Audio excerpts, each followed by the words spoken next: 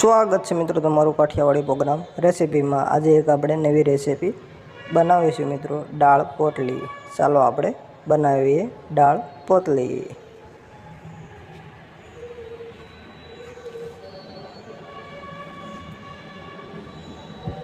સૌથી પહેલાં મિત્રો એક પ્રેશર કુકરની અંદર પાણી ગરમ કરી લેવાનું છે। જેવું પાણી ગરમ થઈ જાય એટલે તરત જ આપણે તેમાં દાળની અંદર એડ કરવાનું છે અને એને થોડી વાર માટે મિક્સ કરવાની છે દાળને ગરમ પાણીમાં, જેથી જલ્દી બફાઈ જાય એટલા માટે। ત્યાર પછી આપણે દાળને કુકરમાં બાફવા માટે એડ કરી દઈશું અને સ્વાદ પૂરતું મીઠું એડ કરી દઈશું। મીઠું એડ કરીને થોડી વાર માટે ખુલ્લું રાખીને ઉકળવા દેવાનું છે કુકરની અંદર દાળને। અને ત્યાર પછી આપણે કુકરને ફિટ કરી દઈશું ઉપરથી।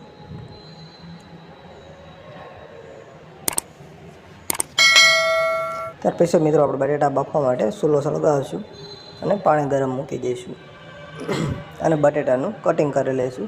બે ભાગ આવી રીતે મોટા બટેટા હોય તેને કરી લેવાના છે અને પાણી થોડું ગરમ થઈ જાય એટલે તરત જ આપણે તેમાં મીઠું એડ કરી દઈશું, જેથી બટેટા આપણે જલ્દી બફાઈ જાય। અને ત્યાર પછી બટેટા આપણે એડ કરી દેવાના છે। બટેટા બફાય છે ત્યાં સુધીમાં આપણે બધી શાકભાજીનું કટિંગ કરી લઈશું મિત્રો।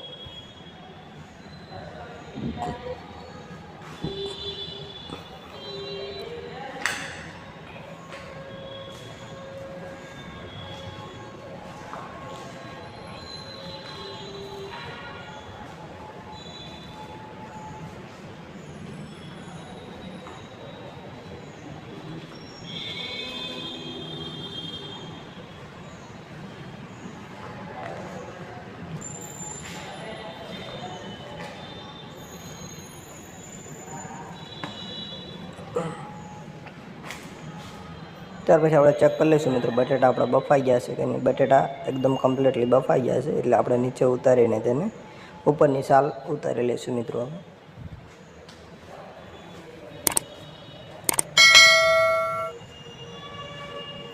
ત્યાર પછી મિત્રો આપણે પોટલી માટેનો લોટ બાંધીશું। તેમાં ઘઉંનો લોટ લેવાનો છે અને શેણાનો લોટ બે લેવાનો છે।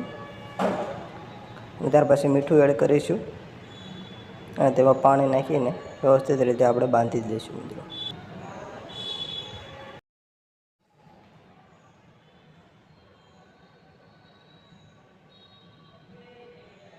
વ્યવસ્થિત રીતે મહળીને ત્યાર પછી આપણે વઘાર કરવા માટે તેલ એડ કરીશું તપેલાની અંદર, અને જેવું તેલ આવી જાય એટલે તરત જ તેમાં આપણે રાઈ એડ કરી દઈશું। ત્યાર પછી જીરું એડ કરી દઈશું મિત્રો, અને ત્યાર પછી તમાલપત્રના પાન અને સૂકા મરચાં બંને એડ કરી દઈશું। ત્યાર પછી આપણે મીઠી લીમડીનો લીલા પાન એડ કરી દઈશું, અને જેવું બધી વસ્તુ ચડી જાય તરત જ આપણે ડુંગળી એડ કરી દેવાની છે। ડુંગળીને થોડી વાર માટે તેલમાં આપણે ચડવા દઈશું। ત્યાર પછી લીલા મરચાં એડ કરી દઈશું, અને ત્યાર પછી થોડું મીઠું એડ કરી દઈશું મિત્રો। ત્યાર પછી આપણે હળદર એડ કરી દઈશું મિત્રો,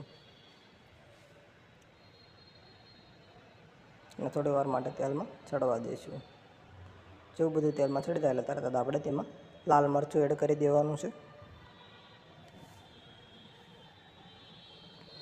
ત્યાર પછી તરત જ તેમાં આપણે ટમેટાં એડ કરી દઈશું, અને હવે આપણો વઘાર કમ્પ્લીટ થઈ ગયો એટલે નીચે ઉતારીને જે બટેટા બાફેલા છે તેનો સૂંદો કરેલો છે તેની અંદર આપણે મિક્સ કરી લઈશું, જેથી આપણે પોટલી માટેનો જે સૂંદો અંદર ભરવાનો કમ્પ્લીટલી તૈયાર થઈ ગયો છે।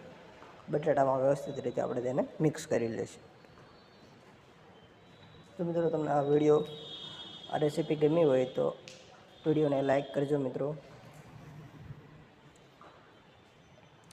અને આવી અવનવી રેસીપીઓ જોવા માટે અમારી બેલ આઇકનને દબાવી દેજો ઓલ પ્રેસ કરીને, જેથી તમને બધા અવનવા વિડીયોની નોટિફિકેશન મળતી રહે મિત્રો। આવી રીતે રોટલીને બધી બાજુ સૂંદો એડ કરીને ફરતે ફરતે ભેગી કરી લેવાની છે। એકસાથે ભેગી કરીને આવી રીતે કરીને તેની ઉપરનીથી લોટ હટાવી લેવાનો છે થોડો, જેથી અંદરથી સૂંદો બહાર ન નીકળે એવી રીતે। ત્યાર પછી મિત્રો આપણે દાળનો વઘાર કરવા માટે તેલ એડ કરીશું। જો તેલ આવી જાય એટલે તરત જ તેમાં આપણે રાઈ એડ કરી દઈશું, ત્યાર પછી આપણે તેમાં જીરું એડ કરી દઈશું મિત્રો. ત્યાર પછી તમાલપત્રના પાન અને સૂકા મરચાં એડ કરી દઈશું.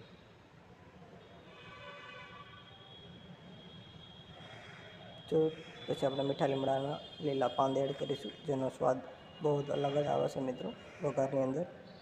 ત્યાર પછી તેમાં આપણે સ્વાદ પૂરતી હિંગ એડ કરીશું. ત્યાર પછી આપણે તેમાં લીલા મરચાં એડ કરી દઈશું. ત્યાર પછી હળદર એડ કરી દઈશું, જેથી પીળો કલર આવી જાય કમ્પ્લીટલી. અને ત્યાર પછી મરચું એડ કરી દઈશું.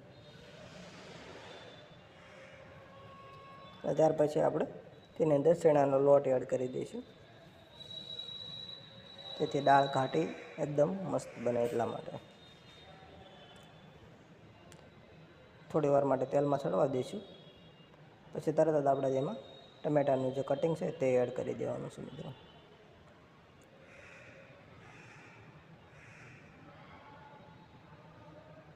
ત્યાર પછી થોડી વાર માટે ચડવા દઈશું અને ત્યાર પછી જે દાળ છે તેને આપણે એડ કરી દઈશું, બાફેલી દાળને.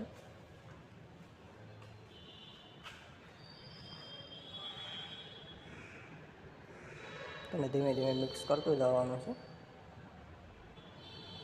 જેથી વધારે બધો મિક્સ થઈ જાય દાળની અંદર.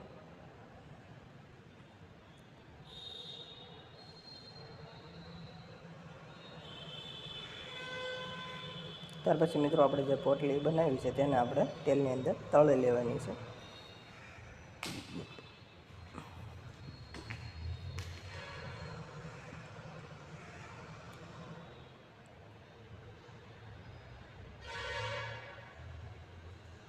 તો મિત્રો આપણે બધાને ટેસ્ટ કરવા માટે બધાને દાળ પોટલી આપીશું.